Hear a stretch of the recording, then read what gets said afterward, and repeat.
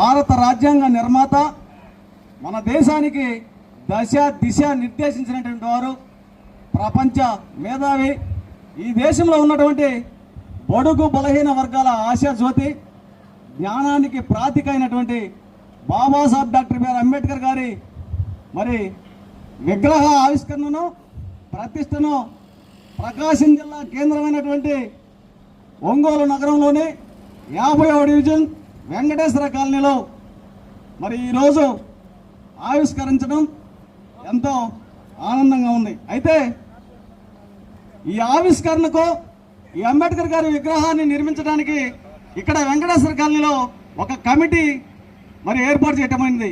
ఈ కమిటీ సభ్యులకు మరి పేరు పేరున కండే రాములు, శ్రీ కోటపూరి కృపారావు, శ్రీ బల్లి శ్రీను, తలారి ప్రభుదాసు, రెబ్బవరపు అంజిబాబు, తోటపల్లి రవి, కోటపూరి మారుతిరావు, శ్రీ మక్కిన రత్నరాజు, శ్రీ తోటపల్లి అజయ్ బాబు ఎండో ఈ కాలనీ వాసులు.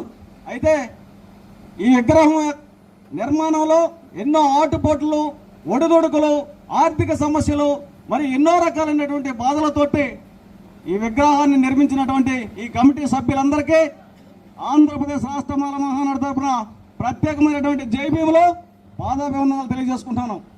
అయితే ఈ వేదిక ముందున్నటువంటి మరి ఈ అంబేద్కర్ గారి వారసులు, అభిమానులు, అనుచరులు, వెంకటేశ్వర కాలనీ యొక్క ప్రజలు, మరి 50వ డివిజన్ ప్రజలందరికీ ఆంధ్రప్రదేశ్ రాష్ట్ర మాల మహానాడు తరపున ధన్యవాదాలు తెలియజేస్తున్నాను.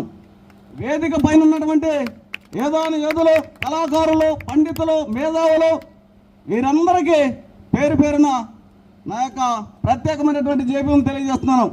అయితే